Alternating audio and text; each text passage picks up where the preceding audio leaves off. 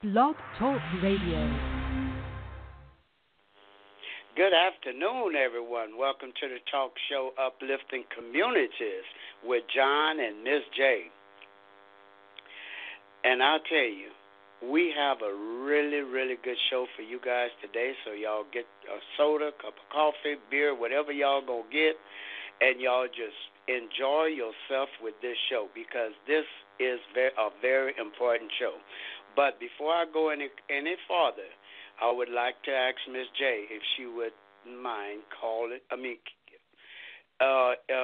bringing our special guest on. Excuse me, I had a mouthful of air because I'm so excited. That's all right. It's all good. It's all good. First of all, thank everybody for joining us.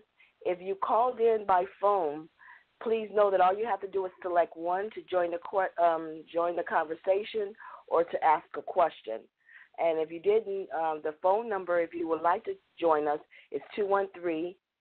I forgot the number. I'm laughing at John, and I forgot my own number, 213-943-3664, and select one at any time to join the conversation.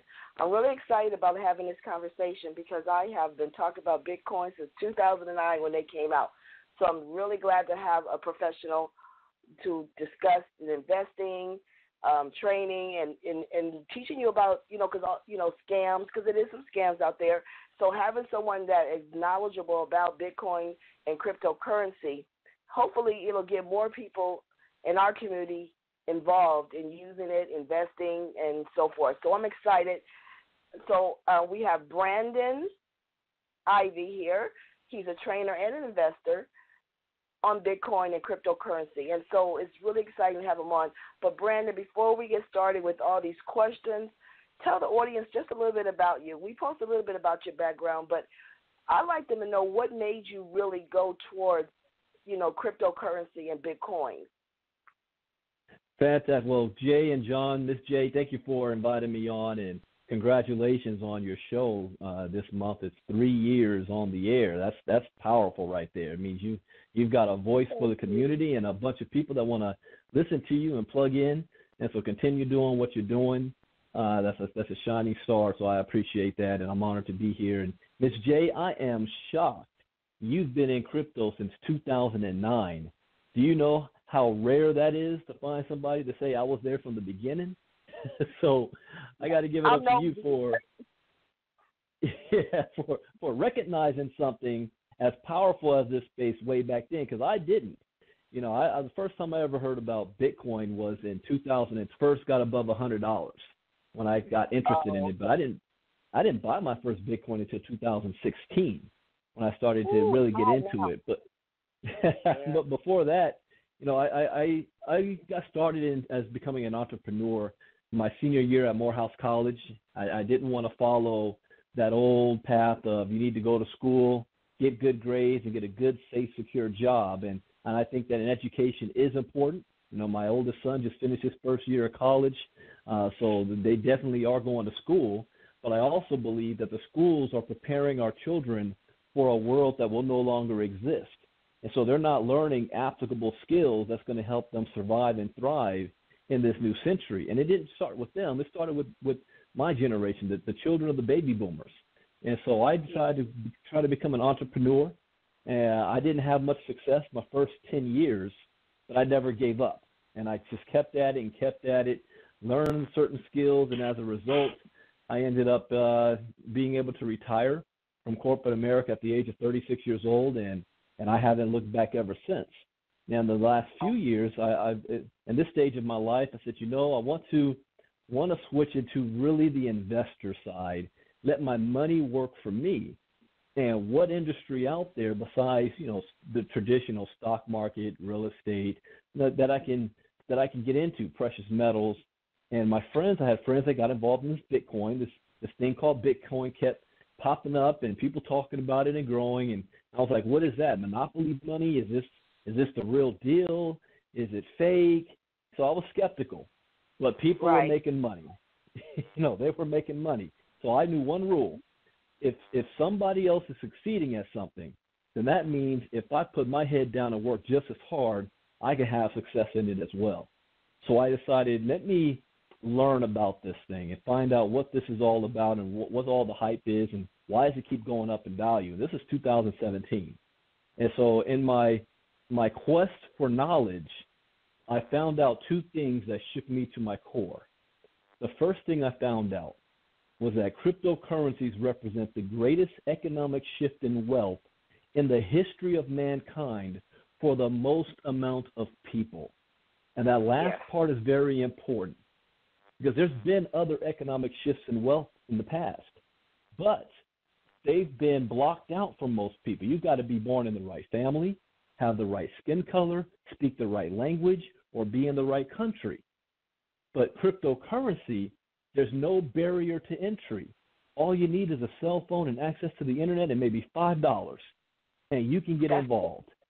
Yeah, that's it. But what scared me about that is most people don't even know. They don't even know it exists. They don't even know that there's an opportunity to get involved in. So that was the first thing. The second thing I learned is that the technology that underlies cryptocurrency, that makes it all possible, the blockchain technology, distributed ledger technology, is the greatest invention since the internet. It's going to disrupt every single major industry on the planet today, and it's going to have the major shift in our lifestyle and impact on human society since the introduction of agriculture.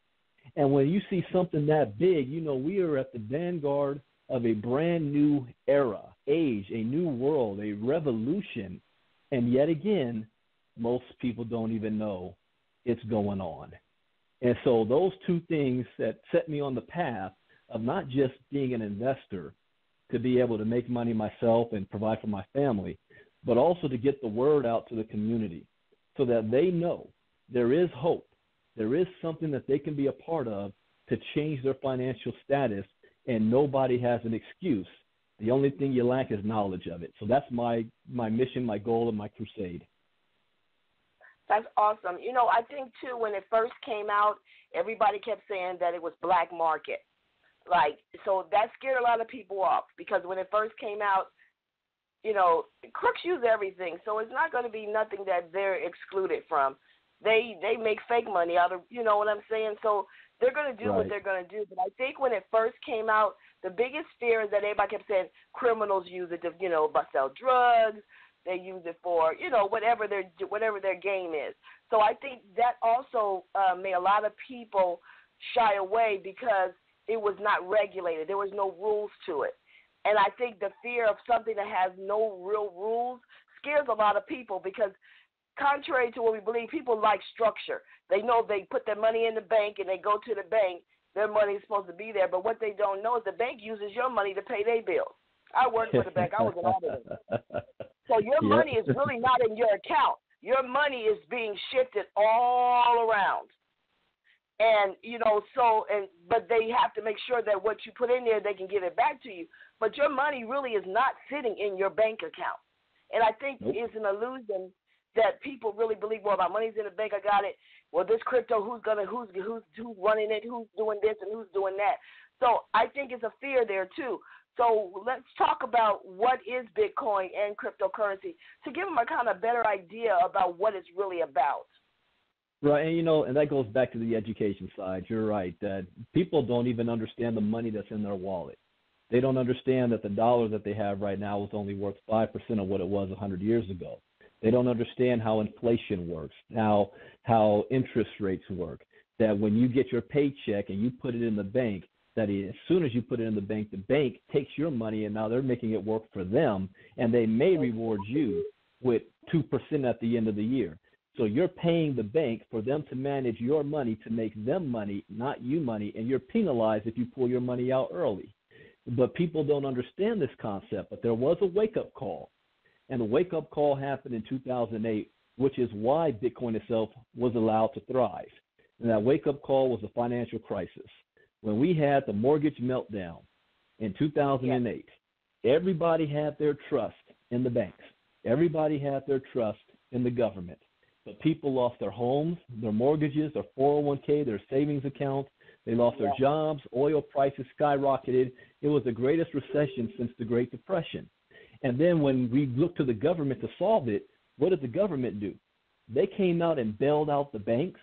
They bailed out businesses too big to fail, and they used taxpayer money to do so.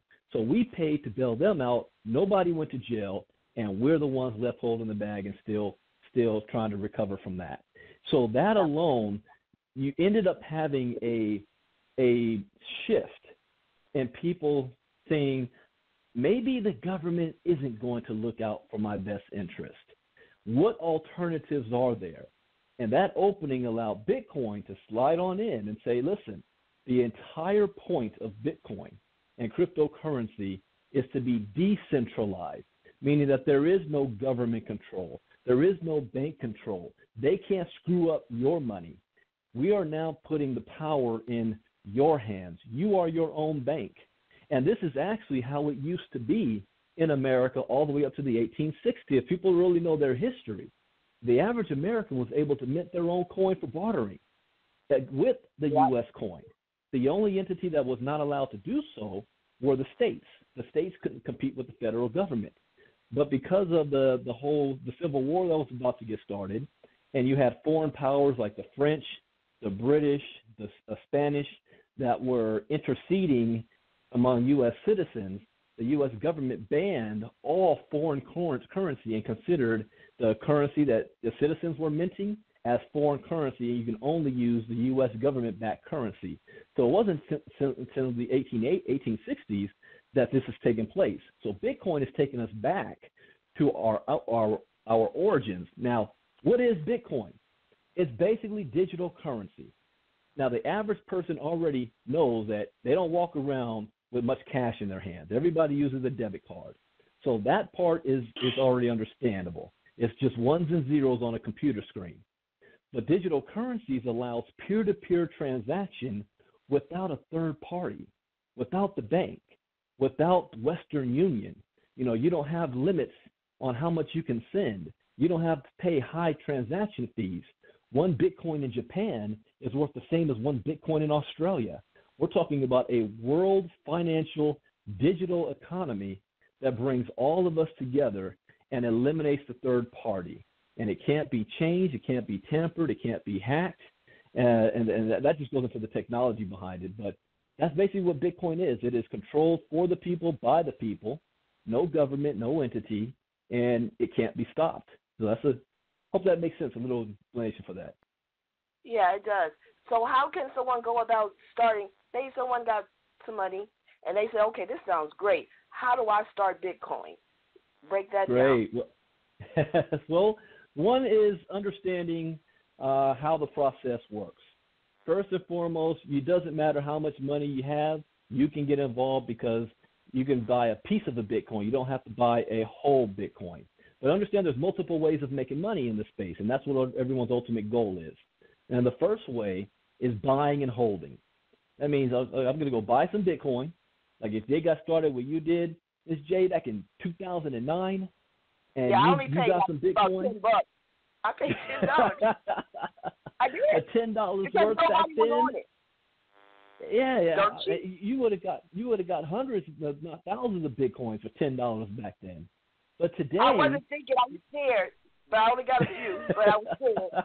But I did it. Well, back then, Bitcoin was only worth a couple dollars, if that. Yep. And so if you hold on to it like it's a store of value, then over time the price of Bitcoin went from 0.008 cents all the way up to $19,800 in December 17th. And right now it's hovering. We just had a market correction today, about $6,800 per coin. So if you had a lot of Bitcoin back then and you held on to it, you're a millionaire today. So when you hear stories of people who became Bitcoin millionaires, that's what they did. They bought Bitcoin when it was cheap. Now there's a second way to make money in this space, and it's called trading with Bitcoin. And that's you need to learn how to get your trading account set up. So, and I think everybody, this should be. And we said this in Chicago yesterday. We had a Bitcoin boot camp for the community. And we told everybody, whether you decide to get involved or not, you should register and get yourself a Bitcoin wallet because it's going to be a necessity for everybody in the world. So get started with it right now. So you create your Bitcoin wallet. And if you've ever set up a PayPal account or you've done online banking, it's the same type of process. So you set up your Bitcoin account. There's many different wallets that you can use to set it up. And then you attach it to your own bank, and you can purchase Bitcoin. And there's different ways you can purchase Bitcoin. So you're basically transferring your U.S. dollar or wherever you're in the world, your fiat currency, for this digital Bitcoin. And then from there, you have choices. You can hold on to it. You can put it on an exchange and trade it against other coins like the stock market or the Forex market and do microtransactions. And there's people out there that make a full-time living off of trading. You know, the first time I ever did that, I turned $30 into $600 in less than 2 months. But I have friends that are making millions trading by themselves because they learn the skills to do so. And then the third way to make money in this space is really by taking advantage of mining machines. And these mining machines are the ones that create the blockchain. And when a block is created, a reward is pumped out, which is called Bitcoin or whatever currency it's mining. And so I told my son, would you rather buy a golden egg or the golden goose that's going to produce golden eggs every single month? And then after that, I can invest in ICOs, which is companies that's trying to get started and they're raising funds. Or you can invest in blockchains or other businesses. But that gets a little bit more technical. But those first three are the first three ways. If somebody wants to get started, first thing you need to do is set up your wallet and buy you some Bitcoin, and you're in the game. You know, I want to talk about that trend. What a Bitcoin will cost people these days? Just if you know what it normally costs a person. Let's say if a person want to get Bitcoins, what a Bitcoin costs? Well, one Bitcoin, the whole Bitcoin itself can fluctuate. You know, when it got first started, it was less than a penny. Today it's over $7,000 or over $6,500. You don't have to buy a whole Bitcoin, and that's what I thought. When I was looking at it 2015 and 16, it was $700. I'm like, man, that's expensive. Well, you don't need to. You could put $5 in, and now you own a piece of a Bitcoin, and a piece is what's called a Satoshi. And what that means is the Bitcoin decimal goes 8 decimal spaces, 8 or 9 decimal spaces. The U.S. dollar only goes 2 beyond cents. You know, so this can stretch out a long way, and you own some Bitcoin. So $5, $2, $10, it doesn't matter. You decide how much you want to buy, but there's no barrier. Say you can only get in if you put $500 down. No, you can get in for $2. That's what I like about it, because it doesn't matter what your economic status is. If you want to test it, everybody got $2. I mean, we spend $2 at McDonald's. And when it first came out, that's what I was telling people. You spend $2, you know, going to Starbucks or eating out or whatever. So it is a good way to practice. I didn't do the trading, but I think I'm gonna trade. I'm gonna learn how to trade. I'll call you, but I want to learn how to trade because no. And the reason why I say that because you can sit on something because you can't use it. I mean, for me, I can't. I'm not using mine because I'm self-employed and I'm thinking about aging. So, but if I can flip it and make it expand, why not do that? But you know, to the audience, it's important to understand that you control your money, and right now, whether you believe it or not, you don't have any control over your money. And this is the way for you to control your money, control your financial growth, and sit back. That's correct. That's correct. Well, go ahead. Now, we're with Bitcoin. Now, how can you purchase stuff with Bitcoin? Like a dollar bill, you can go to the store and get you a candy bar. Okay. That's a good question. You know, what all can you do with this Bitcoin? I think the audience, because go ahead. Yeah, that's what they want to know. What can I use with this thing in my life? Can I go buy a cup of coffee with Bitcoin? Well, the answer is yes and no. You see, Bitcoin itself is a commodity, and the SEC just came out and said it's not a security, it's real money. But you need to have different vendors that are accepting Bitcoin. So if you're going around town, you might see some stores that have a little insignia on their store saying, we accept cryptocurrencies like Bitcoin, Ethereum, or Litecoin, or Ripple. So if you see a store like that, then you definitely can walk in there. If you've got your wallet on a phone, or if you've got a direct Bitcoin debit card, and you can pay for that transaction in Bitcoin. But then you have other options where there's cards such as BitPay, where you put your Bitcoin in your BitPay wallet, which is attached to your debit card. So if I were to go to the grocery store, I pick up all the items that I want. I scan my little Bitcoin debit card. At the point of transaction, it automatically converts your Bitcoin into U.S. dollars. So what you're giving the store is not Bitcoin. You're giving the store U.S. dollars, but you didn't even have to use your bank. You used your Bitcoin account, and the Bitcoins automatically did it. So there's Visa and MasterCards that allow you to use all of your Bitcoins in your wallet to make everyday purchases. But as time goes on, you're going to start to see more and more vendors, grocery stores, Starbucks. They're going to start accepting crypto coins directly. You'll see like on Amazon or other stores online, pay with Bitcoin. And all you need to do is put in your wallet, and you pay for it directly there without having to even transfer it to your bank account. Wow. That's true. And people have purchased houses. I know someone who got a house through Bitcoin.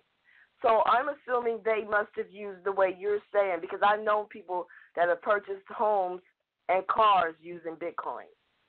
Well, let's put it this way. There are some dealerships, Tesla, Lamborghinis, where they accept Bitcoin directly, where you just transfer, I'm going to give you 50 Bitcoin for my Lambo or for a house or a condo.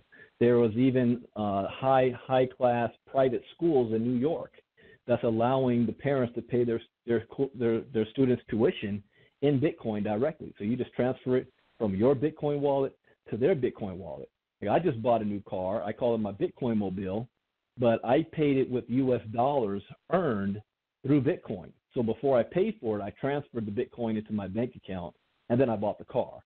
But, yeah, there are places where you can just directly use the Bitcoin and transfer it and make your purchases. Yep. I think it's awesome. I think it's really awesome. I think it's a great way, especially for people maybe not having the best credit these days because of the economy still coming back.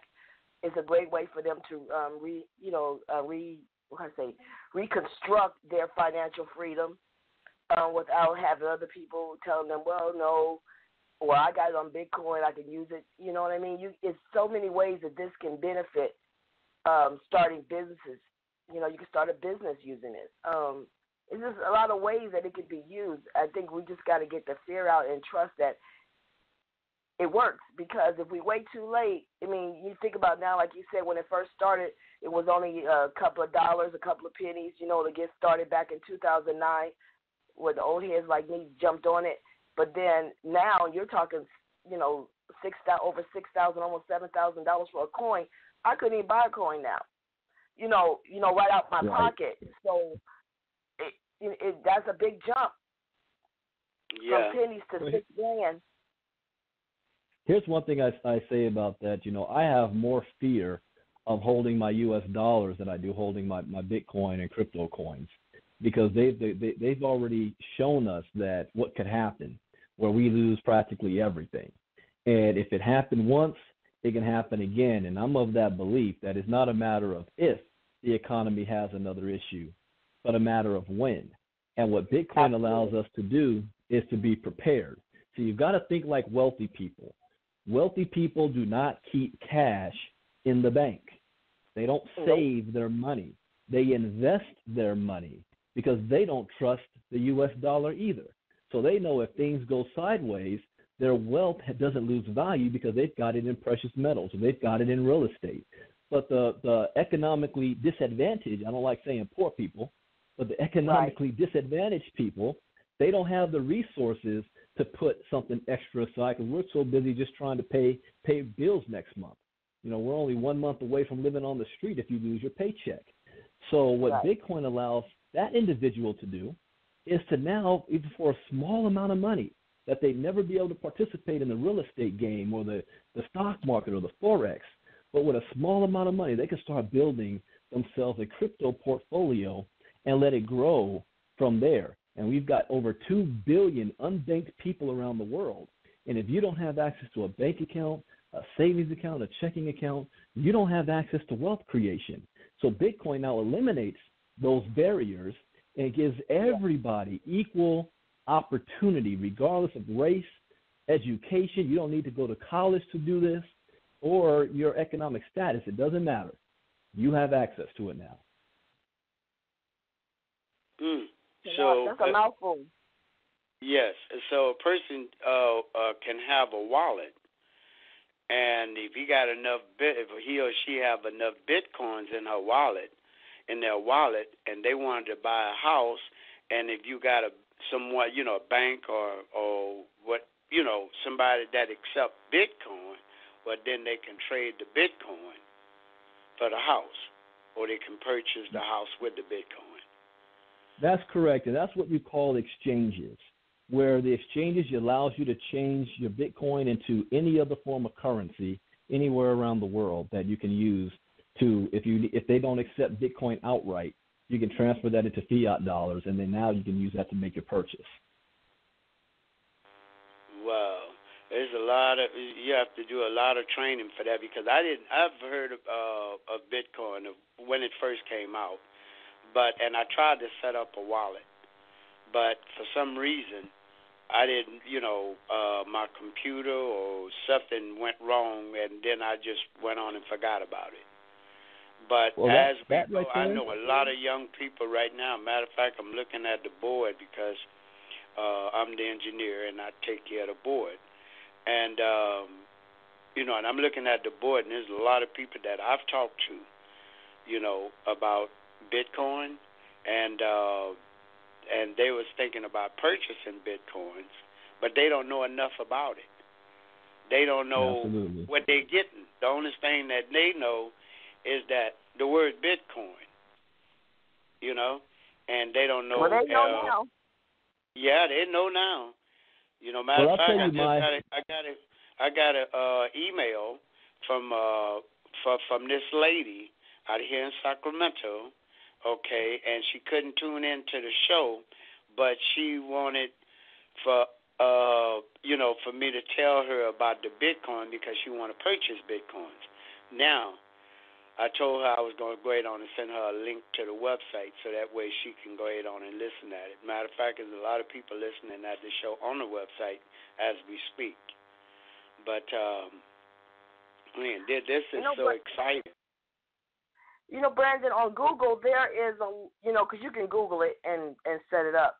But there's a lot of different companies and organizations saying they represent Bitcoin.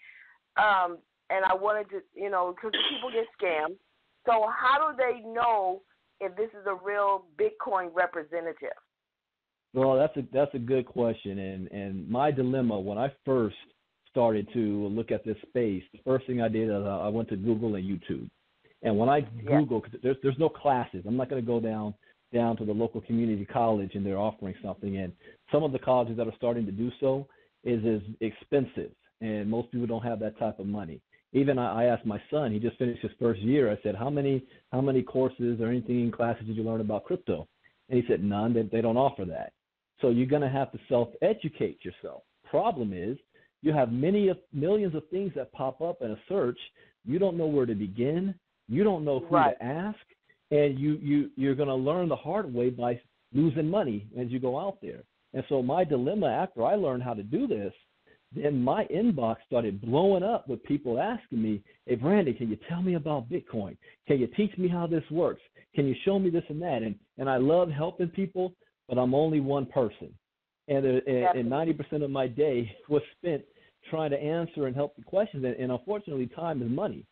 So what we did, my partners and I said, if you want something done right, do it yourself.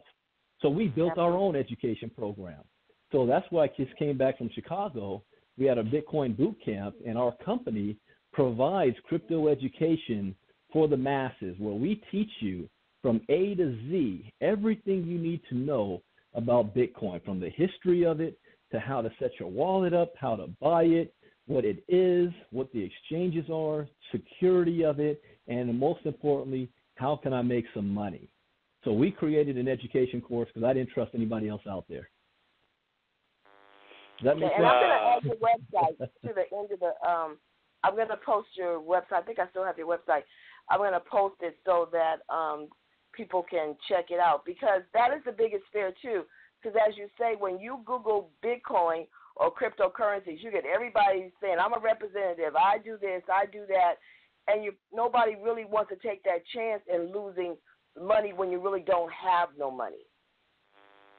Correct. To lose. Mhm. Well, and I know anyway, people have $80,000 lessons, lost money, lost a lot of money, learned them the hard way. Well, I want to let the audience know you're listening at Uplifting Communities Talk Show, and we have a specialist, a crypto specialist on, Mr. Brandon Ivey.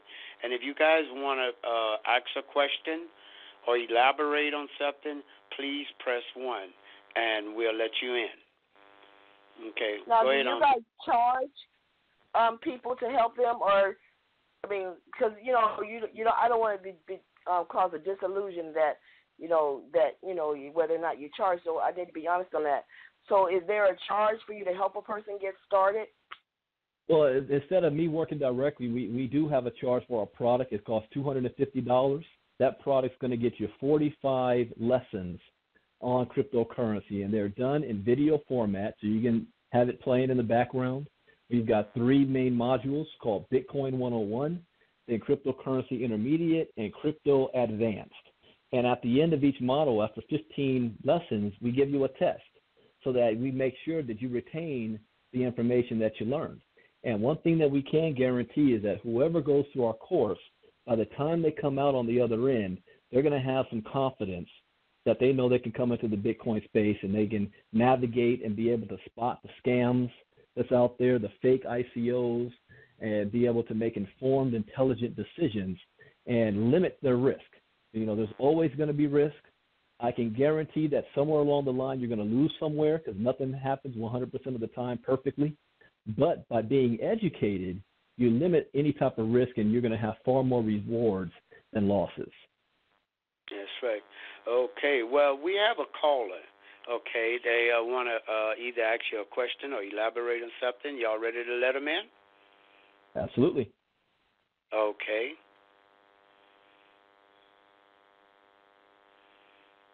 Hello, this is Terry O'Neill from Sacramento. Hi, John Brown, Miss J. Hello. Hello. I just, John told me about, actually informed me about Bitcoin. Prior to that, I had no idea. I knew nothing about it, and I think most people that I would talk to would say they had never heard of it. And I just think that it's a wonderful thing that what you're doing, educating the masses or, the average person on it, because first, we're not aware. There's a lack of awareness. It's something that, just based on what I've heard, I've been listening, and I missed a little bit, but it's very interesting to me. And I'm on, not into, well, I'm into my money, So I guess it's something that we all need to know, because we're into our money, and there is this false illusion about when we put our money in the banks, that our money is safe there, and I think that should be an ongoing education, that we don't, our children don't know, and that a lot of us, adults, don't know or not educated on. But I guess one of the questions that came to mind, and you guys did an excellent job in asking Mr. Brandon the questions, because, they were all the questions that I had. What is it? How can you use it? And I don't know a lot about crypto either. That's something that I would have to educate myself more on. But I was wondering, one of the questions that came to mind is there an app that you use for it? Is there a specific app that you use? And we're always on our phones, or is right. it, Well, I'll answer it this way because you're asking about is there a virtual assistant basically that you have easy access to. Our company, right. Cryptogenics, has created not just one but 2 apps for our members. So once they go through our course, then our app, you can just click on that on your phone. It's going to give you updated cryptocurrency news, what's going on throughout the day. It's going to let you know what's going on within the community, because that's what we're creating here. We're creating a community because it's not controlled by any government or any business, but we're able to share with each other. And so it's going to be able to kind of hold your hand a bit, especially for those of you that want to be getting into the trading. We teach you how to open up your own trading account, put your own crypto into it, and what to do from there. And so that's your virtual assistant. Another app that I strongly encourage is an app called coinmarketcap.com, and that's free for everybody, where it charts the top 100 cryptocurrency coins on the market. See, most people only heard about Bitcoin, but they don't know there's thousands of coins out there, and they all do different things and different purchases, and you can also make a whole lot of money on those other coins and never even touch Bitcoin. And so coinmarketcap.com kind of follows all of that, but our company, Cryptogenics, is creating an app that is your basic virtual assistant that you can click on and get updates, news, and information. Okay, very good. I'm definitely interested in this, so I'm going to be doing my research because, I'm thinking like Ms. J, I'm also thinking about, getting to the point of retirement. Even though I got a little ways to go, I'm a planner.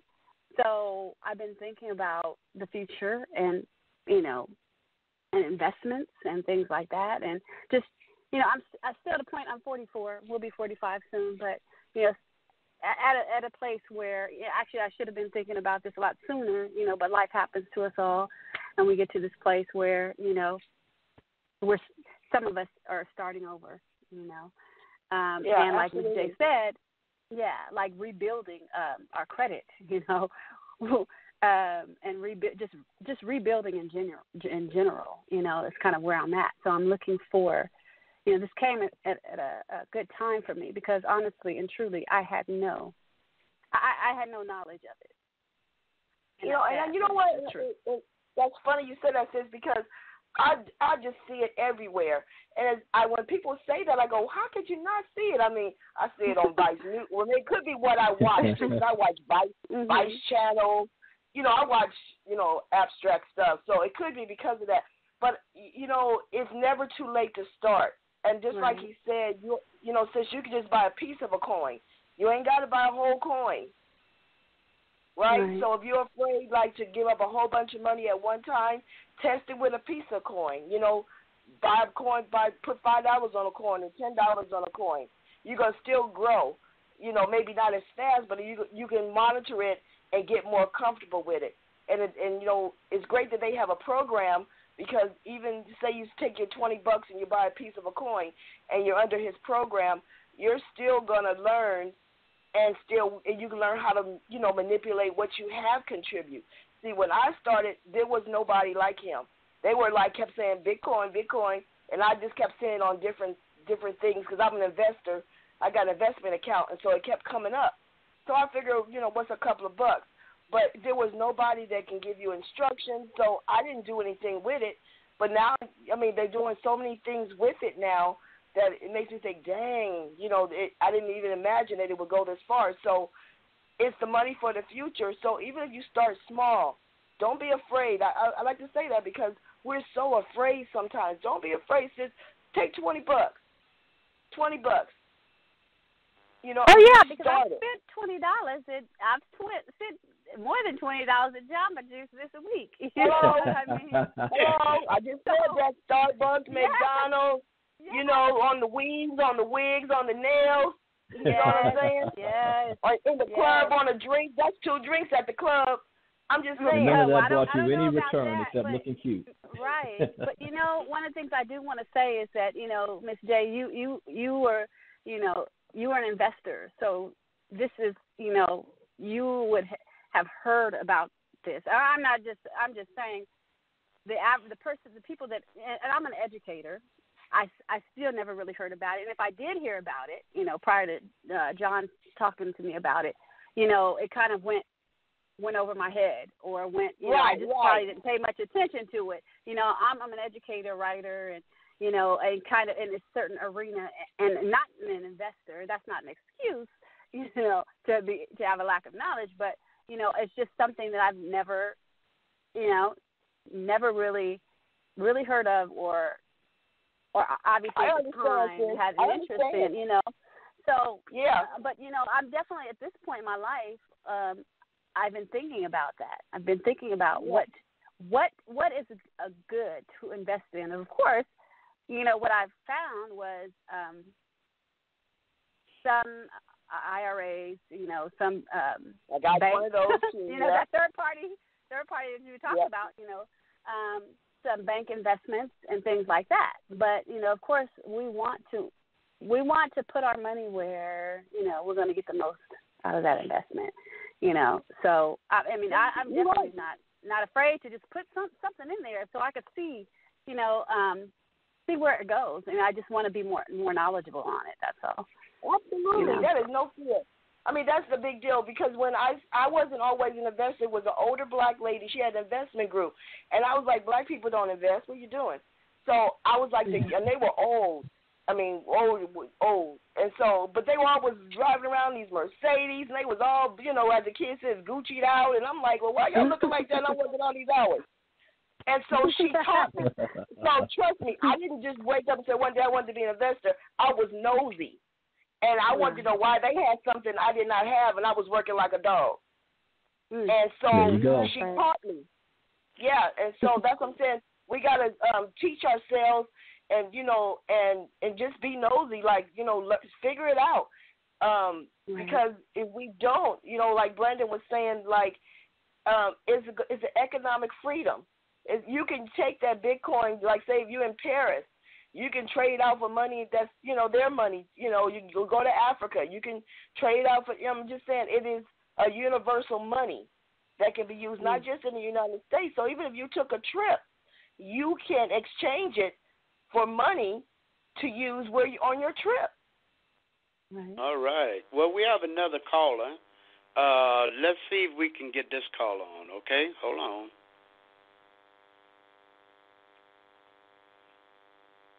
Caller, state your name and where you're calling from. A couple of them back. You hear me? They got feedback. Hello? Yes, caller, Hello? state your name and where you're calling from. You got to drop that one, John. Caller, state your name and where you're calling from. Okay, well, she's still on air, but she don't. Yeah, I would just go on to the next call. Okay. Brandon, you mentioned something about the stock market. Okay. Explain to what you meant when you said, is Bitcoin on the stock market now?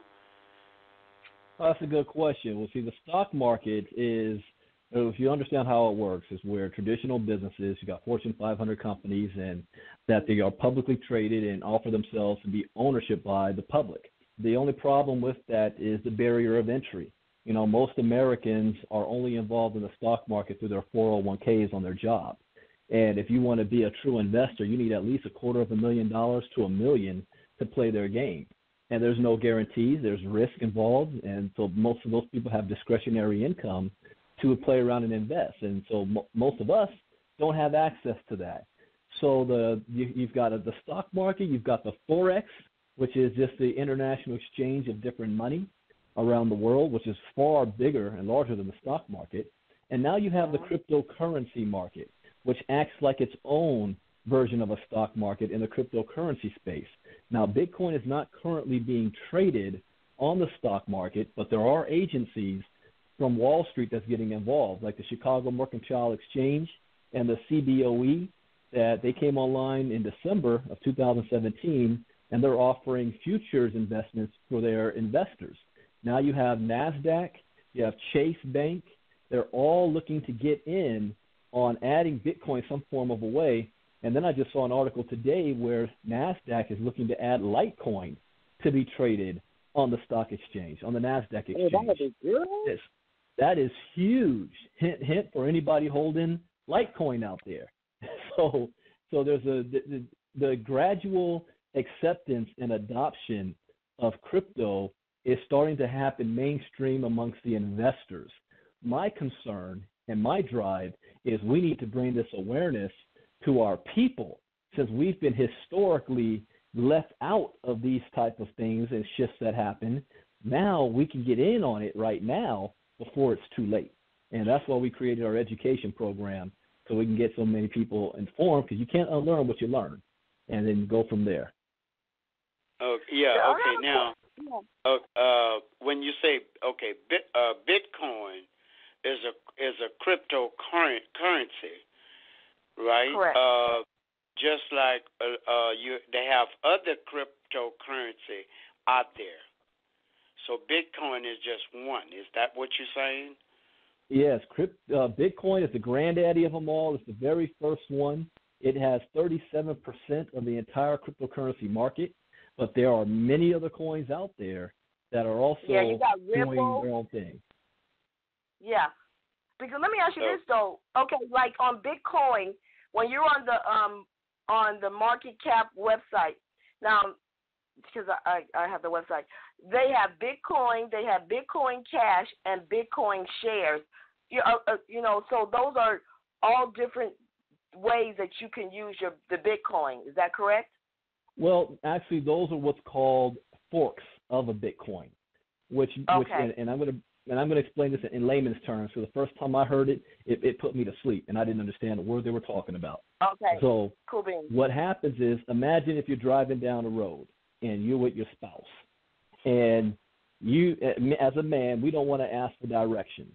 We think we know everything, and our wife tells us we need to make a right, and the husband says, no, we need to go left, and you can't agree on whether you're going right or left. Now, the husband and wife can represent the miners, the developers that's creating the blockchain for Bitcoin. They come to a point where they can't agree. And when that happens, when there's no consensus, then they decide to split, get a divorce, and they go in two separate directions. So the wife goes to the right road, the husband goes on the left road, and they forge their own path, but they share a common history all the way up until they decided to split. So that happened with Bitcoin. That's why there's Bitcoin and there's Bitcoin Cash. So they do two different things now. Okay. I see now. I get it. Okay, well, we have another. Let's see if we can get this caller on. Okay. Let's see. Caller, state your name and where you're calling from.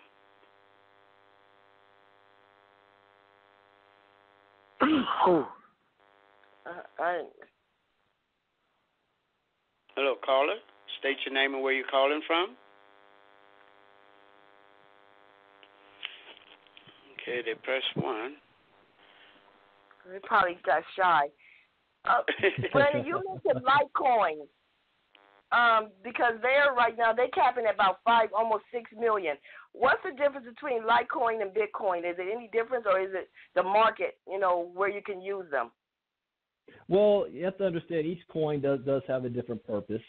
Litecoin could be another version of Bitcoin by their stating that they may have different forms of a smart contract or a different blockchain that can handle more blocks and do more trades and facilitate things much quicker.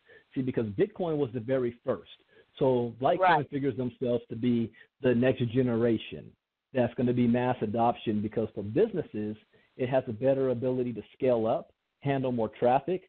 Imagine Bitcoin as MySpace and Litecoin as Facebook.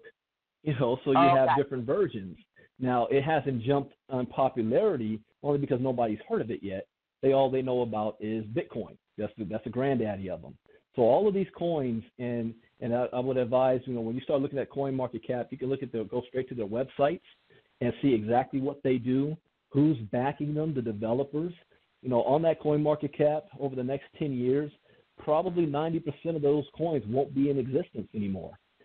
So you have to be very careful about which ones you decide to invest in, and then You want to make sure that you see a real project behind it that has real-world use, like Ethereum, Ripple, Monero, Dash, Bitcoin, Bitcoin Cash, Litecoin, and like today's biggest news about Litecoin is that they're about to be traded on the NASDAQ.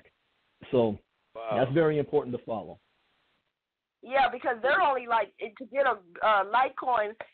I'm not saying it's not a lot of money, but it's way cheaper than a Bitcoin. Litecoin right now, because of where they are, it's only like $104 a coin. You know what I mean? So compared to Bitcoin, that's because of demand. Yeah. That's the reason why. And let me explain this too, because people say, how can Bitcoin go from to now be worth thousands of dollars? Well, what happens with the U.S. government? If we start, having money problems and debt, the government just prints more money. Ever since we got off the gold standard in 1971, they basically, if they need anything, they'll just print more money. But Bitcoin works more like gold. Why is gold valuable? Because there's a finite amount of it. There isn't an unlimited source of gold. And the more people who want gold, the bigger the value. Well, Bitcoin, there's only going to be 21 million in existence. And there's 36 million millionaires in the world. So if every millionaire today wanted one Bitcoin, there's not enough to go around. So what starts to happen is, if you own the Bitcoin, and as this starts getting more popular, more people want it, then the price, the demand for it, and the price and value starts to skyrocket. And one thing I tell our community right now is it should be everybody's goal to own at least one full Bitcoin and then put it away. Put it in a cold storage wallet. Don't ever touch it. Don't pull it out to go get some new clothes and a new car. Just set it aside, because one day that one Bitcoin could be worth over $100,000 a coin, $500,000 or $1 million, based on demand. And people will say, I remember when Bitcoin was worth less than $10,000. That's what's going to be the word, because people like you right now, Miss J, can say, I remember when Bitcoin was worth less than $10. And that's the value of it right now. Wow, hey, you're so We're right. We're talking on the phone. That's right. You is right.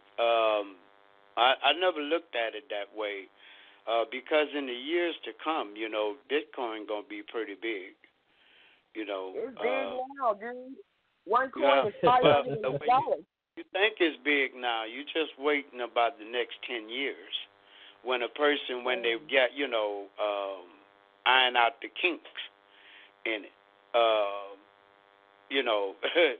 That's when you're going to really say, well, yeah, it's big. But now we talked about, Brandon, we talked about, all the positive things about Bitcoin. Now, what are some of the downfalls with Bitcoin? Bitcoin? Absolutely. Well, here, I'll give you a couple. And Ms. J touched on this verse to begin with. Whenever you have the introduction of new technology, you're going to have a lot of naysayers, one, against it because it's something that's brand new, but you're also going to have the first people that jump into it are some criminals, because they find it as another avenue to be able to do their criminal activity without the regulation, without the eyes of the law. And ultimately they get caught up on. But today, the criminal side of it is an argument that can no longer be used, because the fact of the matter is only 0.5% of all Bitcoin transactions are being used for criminal activity. Only 0.5%. So when you see the news media or the government saying, oh, we got to watch out for this Bitcoin because people are using it to buy drugs, they're using it for ISIS and terrorism, really, 99% of all illegal activity is being done through the U.S. dollar. But we haven't criminalized that yet. And so we gotta have to force the fact that Bitcoin is brand new. This is the internet, 1991 and 92. Brian Gumbel was famous on TV on Good Morning America talking about, hey, what's the internet? And what's email? Nobody's going to use that. So we're at the beginning stages of that. Another negative of Bitcoin is that it isn't designed for large-scale scalability just yet. It's getting there. Right. And so people, that's why you have altcoins. That's why Bitcoin Cash came to be. And so I don't ultimately think that the world is going to be a Bitcoin world. It's going to be a cryptocurrency world, a digital currency world. Bitcoin's just the first. Another major problem is the volatility. So for people that want to invest, it's not like the stock market where it kind of handles very steady until something crazy happens in the world or the market and people panic.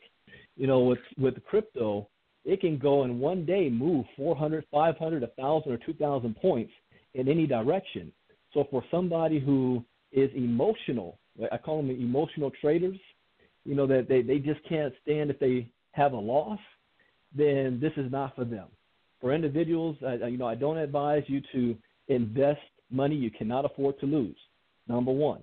And that's a very key thing about it. But it's volatile. It goes up, it goes down. But if you pull the microscope back and you look at the long-term trend on where this is going, it's going nowhere but up. And then the biggest thing is lack of education. Lack of education allows somebody to demonize what they don't understand. And by demonizing it, they're blocking their own opportunity. And then we have a habit of wanting to block it for somebody else. If we see somebody else trying to do something positive in the Bitcoin space and you had a bad experience or you don't know about it or you heard that it's doing this, then we have a tendency to tell everybody else, don't get involved. So it's going to go through, this transition, this growing pains, and before it has a mass adoption. All right, love it. Well, anyway, we have 3 minutes and 22 seconds left on the show. So I'm going to ask Ms. J to start closing this out. Absolutely. Well, first of all, thank you, Brandon, for coming on and sharing all that great information. Hopefully it answered a few of the questions for the people that are just a little skeptical or maybe a little scared to try it. But we really do appreciate it. I will post all your information, your website, and the market cap, because that's what I look at. And so other people can check it out and do their own homework. If you had one positive thing to say in a couple of seconds, what would that be to the audience? That there's hope. There's hope out there, no matter where you currently are financially in your life. You're one decision and 60 days away from a complete financial turnaround if you're willing to learn and step outside of your comfort zone and try something new. Because here's the thing. Whether you like it or not, believe it or not, trust it or not, or think this is real or not, it's going to happen anyway. And we have a choice to either take advantage of it now and position our family and friends, or we wait till the government drops it on top of our heads and we start seeing Bitcoin ATM machines all over the place. Our boss tells us we're not getting paid in crypto and all transactions are happening in crypto. And you're going to say, when did that happen? So there's hope for all of us. Don't think that I can't do it. I'm not smart enough. I'm not, I don't have enough money. Everybody has a choice now, and our job is just to get the awareness out for it. Awesome. John L. Brown. Yes, Brandon, thanks a lot, man, for coming on the show and sharing this knowledge with everybody. But before we go off air, I would like for Brandon to do one thing for the audience. Do the quote from Les Brown. Which quote is that? I got a whole lot. I think is the one that don't worry about. It's supposed to be. Well, I got one for you. Man, I forgot myself, but I know you did one online, and it was great. Yeah, here's one from Les Brown that I live by. You must be willing to do the things today others won't do in order to have the things tomorrow others won't have, like Miss J did. She saw them women driving around in nice cars and Gucci'd up and down, and she was willing to do what they did to get what they have. So you must be willing to do the things today others won't do in order to have the things tomorrow others won't have. That's the one I wanted to hear. All right, back to you, Ms. J. Well, anyway, I'm going to post Brandon's information, and guys, and you can ask him questions. And I hope everybody learns something. That's what the show is about. It's about educating and uplifting and sharing information. So I really hope it was a blessing to you guys, because it was a blessing for us. So good night and peace and blessings. All right. Good night. Good night, everybody.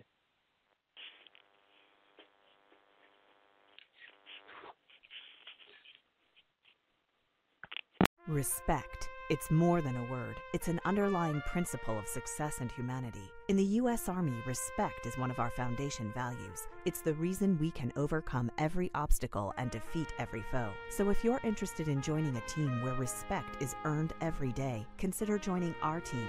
And now, in addition to earning respect, you may qualify to earn up to $40,000 in bonuses. To find out more, go to goarmy.com/bonus or call 1-800-USA-ARMY. Paid for by the U.S. Army. Hi, I'm a helpful Southern California Honda person, and recently we've been doing random acts of helpfulness, like getting a service dog for a child in need and buying science materials for a third-grade class. And we can help you, too, with a great deal on an award-winning Honda, like the reliable and completely redesigned Accord, the 2018 North American Car of the Year. Click the dealer locator link to find a dealer near you, and go to SoCalHondaDealers.com to suggest a random act of helpfulness for someone you know.